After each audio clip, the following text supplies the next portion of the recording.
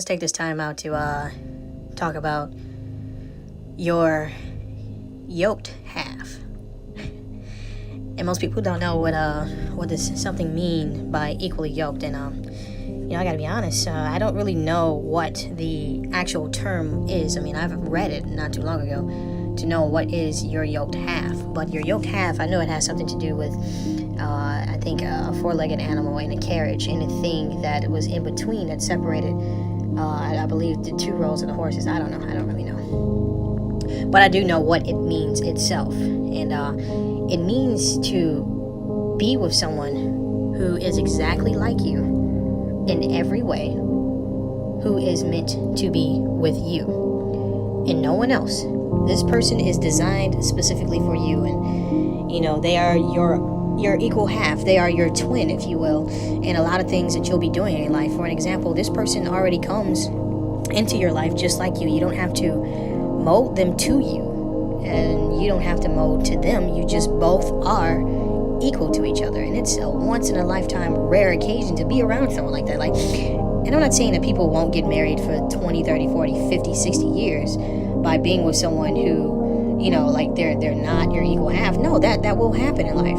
You will have that in history where you'll have people who get married who are not equally yoked, but they are just satisfied with each other. And there are times in life where people have came across their equal half and they've said, oh my God, this person is exactly like me, like 100% of the way. But they never asked themselves, is this person who I'm really supposed to be with? But what if both parties actually do get together? Let's say for an example, if you know someone who everything that they have you want, and it's not out of desperation of just wanting or needing, it just is the things that you have always desired. And I mean everything at a pure 100%. The things that they have, the things that you want and that you need, your scarcity, everything. This person has it all, and for some odd reason we can't get that. A lot of us, some of us have met our equal half, like how I have. I've met my equal half, and I know who that person is, but that person don't know who I am. And I guess sometimes it takes us to identify each other, to know who we are for each other. I honestly think it's an amazing thing to find someone who is your equal half, and when you find them, to hold on to them, dedicate yourself to them as much as you can, and don't let them go. Because look, here's the best way I can honestly say to know if you found your equal half. Ask yourself questions. Even, let's say for example, this person is a friend now in your life, but you've identified that they are your equal half. At least you have some of the basic things that you do have in common, even some of your experiences, or something that may be a pain to you in life. Is it a pain to them in their life? And it can't be like the same situation. Like if you express oh, you have a toothache, you know what I mean? Or, hey, look, I need like for me, I've always said that my wisdom teeth needs to be pulled, and then my equal half is just oh, well, my teeth is hurting as well. I need to get this and that. And then this person actually goes to the dentist to get that stuff taken care of. Some of the situations, and it just may be one small thing, but you have to ask yourself questions, even when they make you mad or when they piss you off. These questions that you are asking, you have to ask yourself questions that would piss you off. Is what they're doing to you something that would piss you off? Well, obviously you would know if it pisses you off, because obviously anger would come about. But if it was done back to them, would the anger match equally? If they made a decision specifically on that decision on a specific thing, would you too do that same thing? And then if you continue to ask yourself these questions, let's say for example, if this person is dating multiple people, has been constantly dating multiple people in their phone, and is giving everybody a try and whatnot, and you can't get mad at that person, because I'm sure that you've tried to talk to a lot of people in your phone as well. You know what I mean? Some people don't know who their friends are, and especially when loneliness plays a part in your life. You gotta ask yourself these questions. And I mean, every little experience. And this person may come with a little extra baggage. They may have kids, they may have debt. They may not even have a job, let alone a vehicle or a home of their own. But you may have all of these things. You may have, a house. You may have great credit. You may have a job making excellent money. You may have a lot of things that this person has been wanting their entire life. And they may have things that you have always wanted. throughout your entire life. Like the quality of a wife, or, you know, someone who can do this with you because the last person didn't do it, or someone who can do all things with you that you can enjoy together, and there won't be a moment within each other's, you know, space where you're both bored of doing what it is that you enjoy to do. Because remind yourself, if this person is equally yoked to you, that of which that attracts you attracts them as well. Like, for an example, if you love roller coasters, both of you are going to be roller coaster heads. You're both going to love roller coasters. And the same thing where if the both of you like, let's say for an example, and, you know, this may not be everybody's thing, but just kind of going off the whim, you may not like firearms, she may not like firearms, or you may like firearms and she may like them just as much as you do. You know what I mean?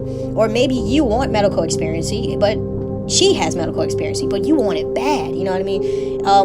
She may have college degrees and you may not have college degrees, but you may be more successful than her.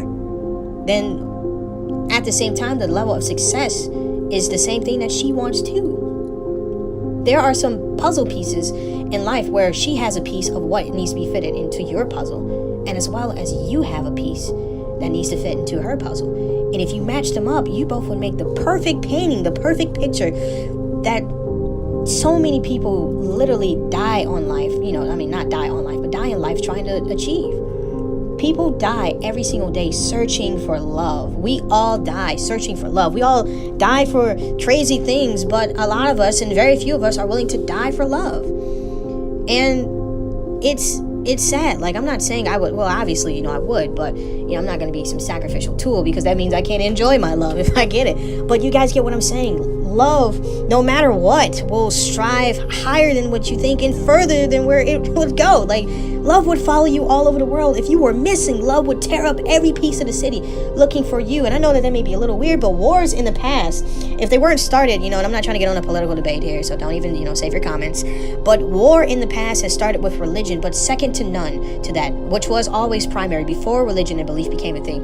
Wars were started over love, a king and a queen, whether the queen went missing or was captured inside of a different empire, and that king went to go rescue his woman. We even make video games about potential and possible love, or what we believe and perceive to be like that. And for an example, if you play Mario goes literally to hell and back to save Princess Peaches. Princess Peaches. He goes all over, even into a dungeon where there's a dragon at. And I honestly believe if we do that modernly, there's some dude who stole your girl and you're trying to get her back and she's not really caring. But you guys get what I'm saying.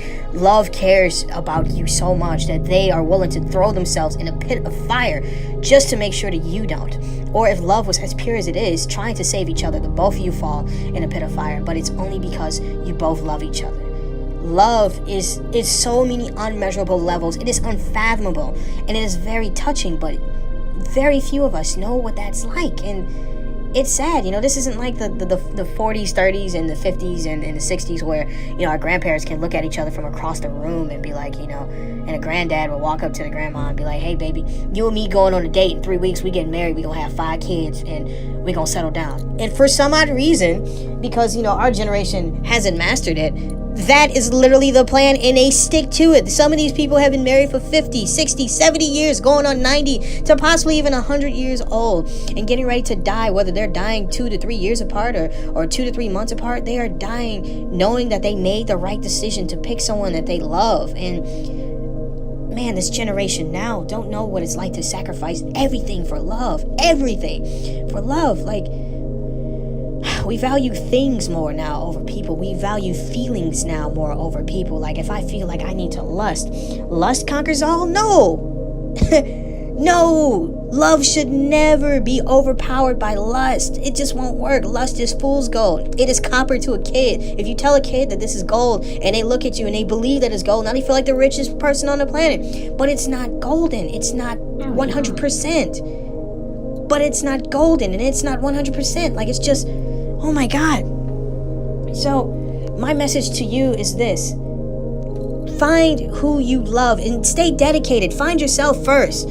Find out who you are. Find out what your flaws are. Make yourself a better person, so that way when you find your love, they will see you as a better person. They will see you in them, and they will see them in you. Like, they would see a lot of things where you're both a match, because when you see each other in each other, that is when the both of you just kind of like, wow, I think I found my perfect half. It's perfect. Love just, I I rage about this because so many people die chasing what we perceive to be love, and quite honestly, it's not love. My dude, home lady, Skillet, all of the people in my generation now, we don't know what love is until we have it. And love is someone who don't want to let you go. And love is someone you don't want to let go. You get what I'm saying? But you both have to be pure at heart. I know some people might say, I don't have to be a pure at heart. Yes, you do. To understand you to the fullest, it is very identifiable when you see the person who you're supposed to be with. The same characteristics, the traits, everything that you do, your mannerisms, how you conversate with people, certain gestures that they make, and you identify as the same gestures that you make. And I'm not saying that, I just met this person, so whenever I get around them, I act like them type of deal, you know what I'm saying? I forgot what you call it, but it's like it's a weird effect, you know, when someone starts scratching their head, or someone starts yawning, you start yawning, or you know, or when they start scratching their arm, for some odd reason you start scratching their arm. No, it's nothing like that. It's just, this is who you've always been. This is who they've always been. And when you get around them, you both see each other in each other. You see you in them, and they see them in you. You are a perfect match for each other. Most people might say that's rare, but it's not rare. If it is rare, get a good job, start making money, travel the world, or travel at least in America or where you're from, so that the culture won't change as much, so you can identify yourself with that person. Or even if the culture does change, at least the characteristics will still be the same. You get what I'm saying? So do yourself the favor. At the drop of a hat, find love. Find who you are supposed to be with. Find it. Stop procrastinating on, you know, him and her because he or she got this and that, or, you know what I mean? Because this feels good, or this smells good on them. It doesn't matter. It doesn't matter. Someone could look so heavenly and be a freaking devil. Someone could smell so good, but their house could be crap. Like, you know, their inner core could smell like just straight up shit. Love is just something that will not fail you no matter what. It's food to your soul. It's what you need in order to continue to live. So like I said, do yourself the favor. Do yourself the big favor. In love. Love. Don't lust. Love. And make sure you love yourself first. Because when you love yourself first, and like I said it 2 to 3 times already, then you will identify yourself in someone else. And when you two see each other, and sometimes you don't even have to say anything. People, if you two hang around each other, people will just be like, you two act just alike. You two peas in a pod. Then that's when you two look at each other and you'll be like, wow, man, like, I found my other half. Then that's when you're happy, especially if that person can identify who you are. Have that dedication and start to love. Because a lot of us out here don't know what it is, but we definitely need examples.